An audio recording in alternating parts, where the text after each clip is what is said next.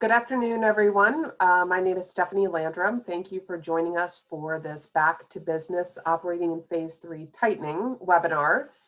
Today's program is brought to you by the same group that has put these on over the course of the last 5 to 6 months, the City of Alexandria, the Alexandria Health Department, and the Alexandria Economic Development Partnership.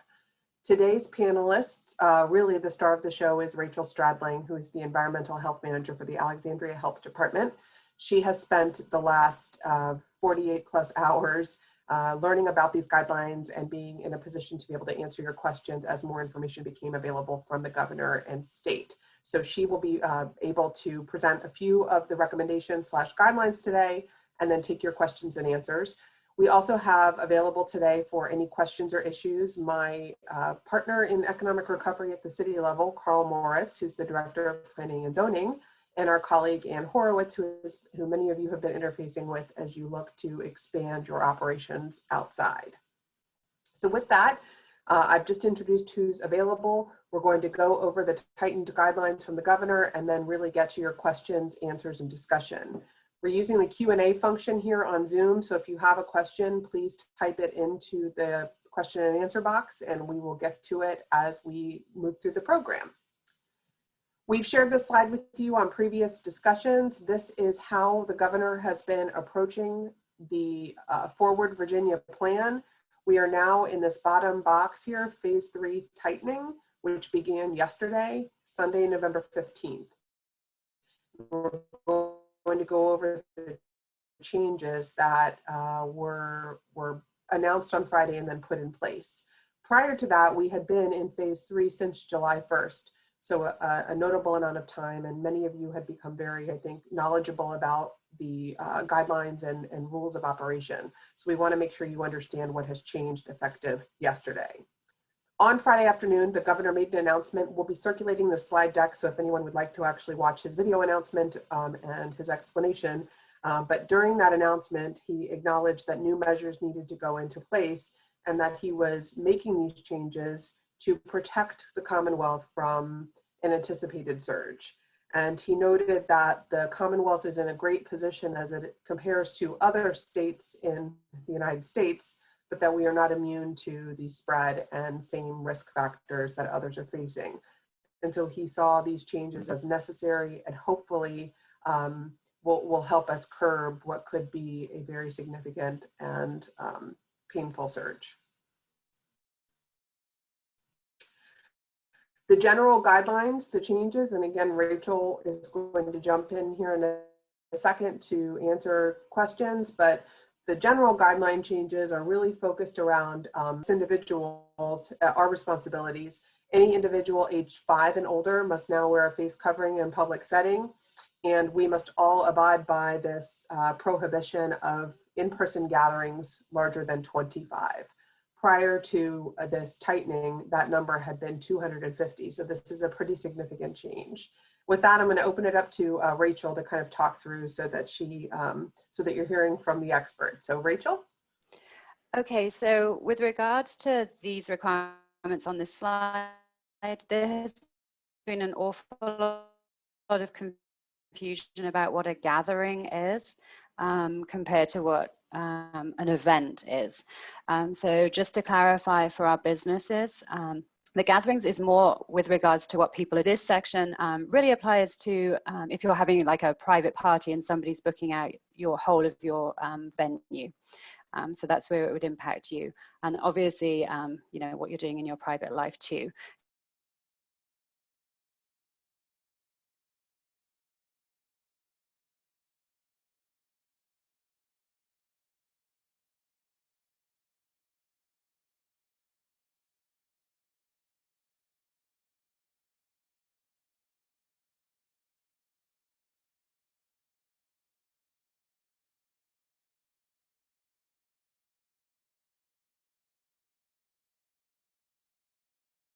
Beyond 10 p.m. All restaurants, all the dining areas and congregation areas need to be closed by midnight. We've had a number of questions today about whether there's any kind of like cleanup time. No, midnight is midnight, so everyone should be off the premises at midnight. You can still do takeout and delivery between midnight and 5 a.m. That is still being allowed, but nobody should be on your premises. And then the final change with regards to the restaurants and dining establishments is the size of the party. So previously you could have a party of up to 250 people. That's now been reduced down to 25. So you can have multiple parties of 25, but they cannot be any larger than 25. So if you have any weddings planned or anything like that, it will need to be restricted to 25. So moving on, the next area with the biggest changes are fitness and exercise facilities. They have now been capped at a maximum of 75% of the occupancy. If your business does any kind of group exercise or exercise classes, the maximum number of people that can attend those, and this includes the instructor, is 25. And that applies both inside and outside activities. And then finally, the areas of the biggest changes with regards to the entertainment and amusement businesses. And they have been restricted down to 250 people or 30% of their occupancy load.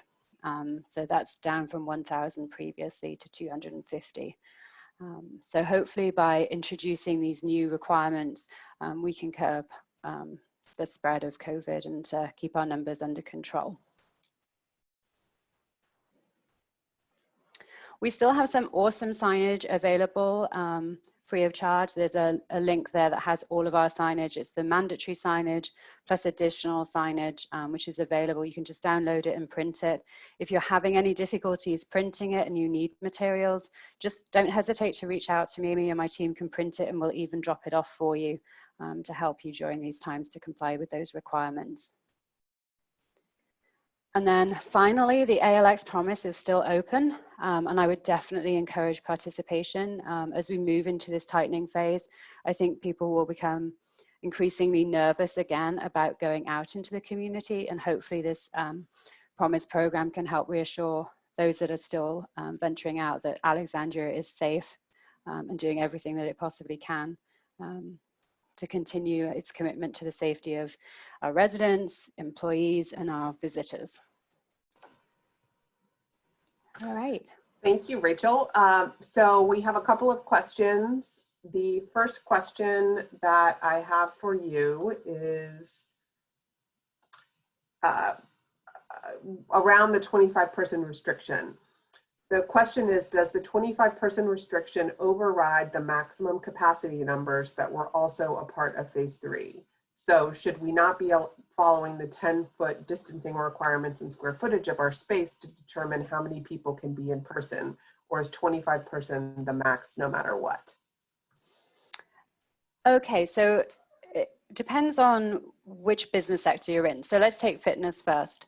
So if you have a classroom space that's big enough to socially distance at 10 feet, 50 participants, the maximum you can have would be 25 plus the instructor. Okay, so if your building is smaller and normally you would only be able to fit 10 people in 10 feet apart, that is where your cap is. So 25 would be the absolute maximum, but it is going to depend on that social distancing aspect too. So hopefully that clarifies that one. Thank you.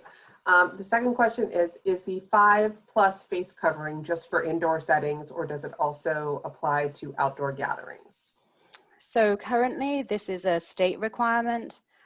So it's just for the indoor areas. I know that the city is looking at potentially changing the local ordinance, but currently this is just in the executive order and only applies to indoor areas.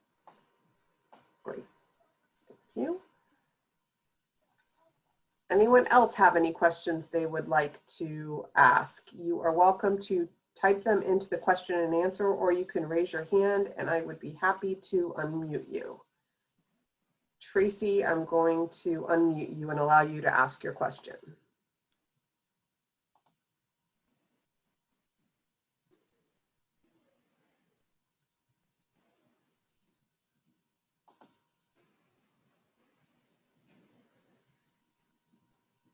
Tracy Zavala. Can you hear me? Yes, we can hear you. Okay, yeah. This is Tracy from the Western Alexandria Old Town. and I have a couple questions. Number one, so you did mention that we're only allowed to have maximum number of people, which is 25, to host a gathering. And you did mention that pertains to either a personal or social event, correct? Yeah, that's correct. So if it's like a corporate meeting, is that, are we allowed to have more than 25 people because that's not a social event? So that's a really interesting question, and I haven't yet been able to get a clarification on that because there is information in there that says that this doesn't apply to activities in the course of work. So obviously if that corporate meeting is in the course of work, then there would be the potential that that can continue. So I am reaching out, as I said, and I'm waiting on an answer from the state on that. My assumption is that they will come back and say that it's capped at 25 as well, but I really do want to get that firmed up for you. But if it's a social event, then obviously it would be capped at 25. And you said you're from the Westin, was that right? Yes, from the Westin Alexandria. Any timeline on when you think we will be able to get a clarification in that? I'm hoping to get it later on today. Obviously, the Office of Environmental Health, who's managing the COVID enforcement, has been inundated with questions today, but hopefully by the end of today, I should have an answer. And my second question is for social events.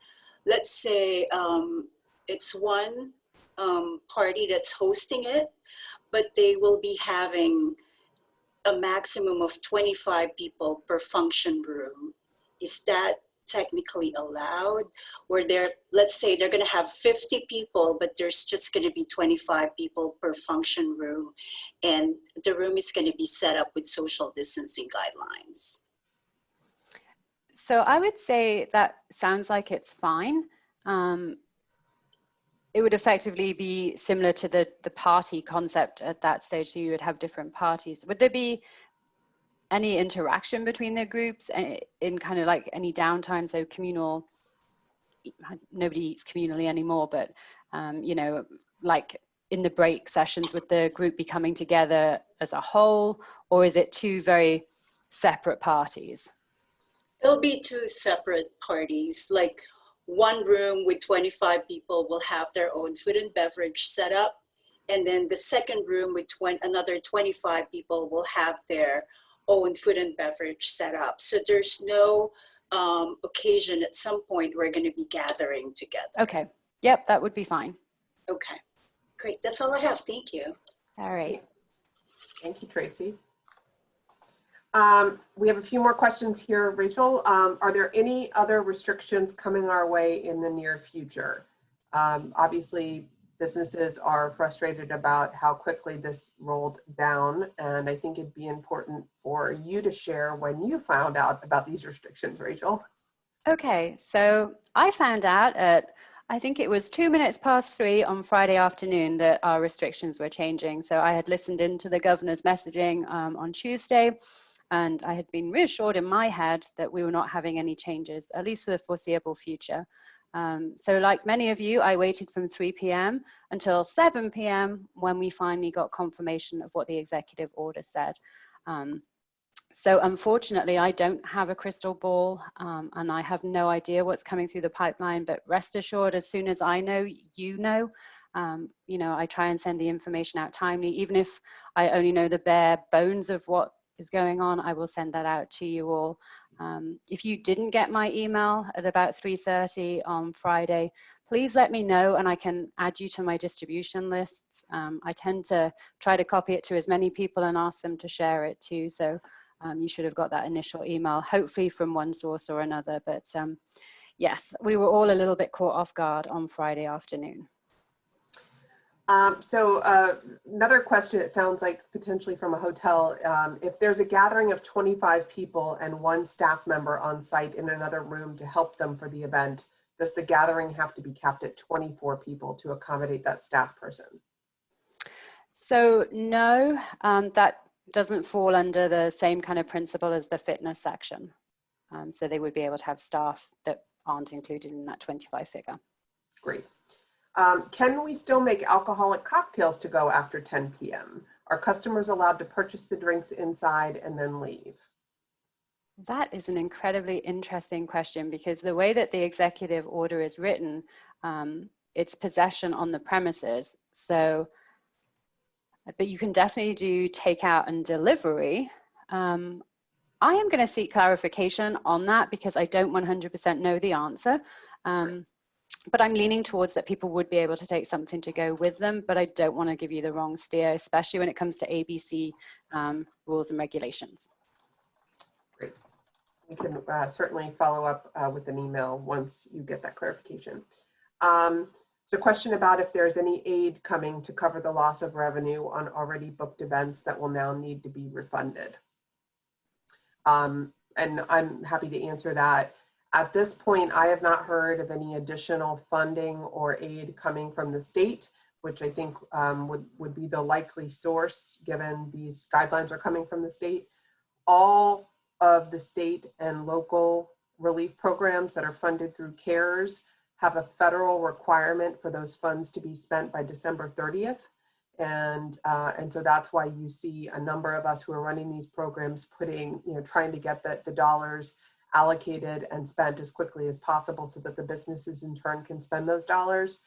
Trying to be realistic here, I do not see an opportunity for the state to stand up an additional aid program, but I appreciate that feedback and will certainly feed it up through my state channels.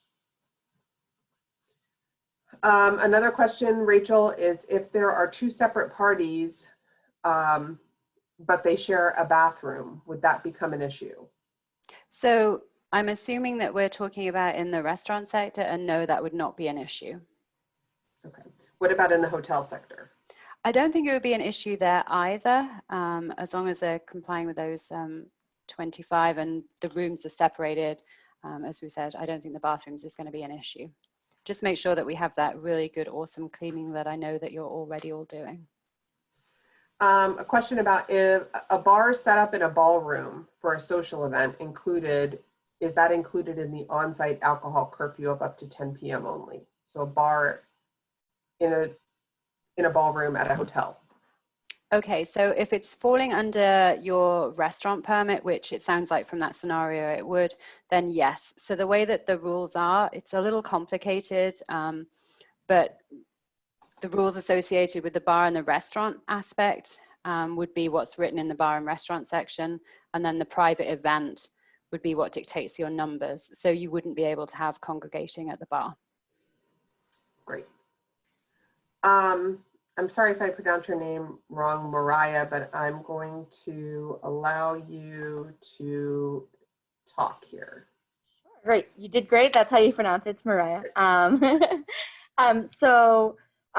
part of our business is an event space, and we don't have our own ABC license. We let our clients bring in their own bartenders, which is kind of what that was going towards. So we would need to enforce that whatever bartender they brought in needs to stop serving at 10 o'clock, correct? Okay, so that's interesting. That's a slightly different concept to what I had in my head. I was more envisaging like a restaurant that had rented the whole establishment out to a private party. I'm going to ask that question to the state as well with regards to a fully private event and they're just renting the space off of you, whether that would fall under the 10 p.m. because you yourselves wouldn't hold a restaurant permit. It would be a slightly different scenario. And if you can let me know how I can get in contact with you after this. Stephanie probably has your contact information. I can reach out to you directly and we can work out an individual answer for you on that. That would be great. Thank you. Appreciate it. Great, thank you. Another question for you, Rachel. Are hotels allowed to set up pre-function space, walk-up bars, or buffet outside of a ballroom or meeting room that would only serve the 25 people that are attending the event? So buffets are allowed, again, under the phase 3. The tightening didn't restrict in any way the buffet section. It does need to be supervised at all times though. And obviously there's a whole pile of controls over the spoons and the utensils and things like that. But yes, you could have a buffet style meal or drinks. Margaret Townsend, I'm allowing you to ask your question. Unmuted. Here we go. Rachel, I've been following the guidelines for the Farmers Market Association, and it is my understanding that farmers markets are not under these same restrictions. However, I have a question in terms of the number of vendors opposite to the number of shoppers in the market at one time. If we have 10 vendors, are we then allowed 25 shoppers per shopping go round, if you will, or must we include the 10 vendors in that? Does that make sense? I think I understand where you're coming from on that question. Yeah. So basically, we need to ensure that the market has really good social distancing. All of the vendors obviously need to be 6 feet apart, and there should be enough space for your customers to be able to wander freely, and maintain that 6 feet of social distancing too. I don't recall, and I was just quickly trying to look through the Forward Virginia to see if they had an exact number that could come to the farmers market or a way to calculate it, but I don't think they've actually stipulated it like that. I think they've more gone along the lines of having that 6 feet of social distancing. Okay, thank you, Rachel, because right now I only let 10 shoppers in at a time. Anyway, I kind of stand guard at the entrance, but I just wanted to make sure that we were allowed to have 10 plus our 10 vendors. Yes, you can, as long as you can get that 6 feet. It says employees and patrons must maintain at least 6 feet of physical distancing between individuals not in the same household. So as long as you can have that 6 feet, how you manage the number of people coming in is up to you. But it's that 6 feet that's key. Thank you very much, Rachel. Great. It looks like maybe the last question, although I'll consider this a warning. So if anyone has a question, please submit it. There's a question about if we have any official signage from the state or city about the new tightening that we can print and post in our storefront. So we will be getting you new signage as soon as possible. We have an awesome team that work for the city that will be creating any new signage generated because of this, these changes to the order. Excellent. Fantastic. Well, I think that we have covered all of the questions. If anyone else has anything, we'll do a quick, here's one more. Is there a projected amount of time for when this will be in place? Claire, can you clarify here what this is?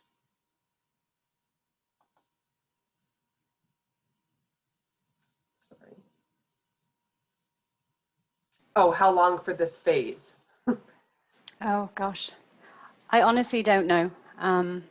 There is no time period put on it. Obviously, our hope is that we'll manage to get any potential surge of COVID-19 under control, and then obviously we look at the numbers and the positivity rates, and then decisions are made at the state level. But I would say at least until after the holiday season.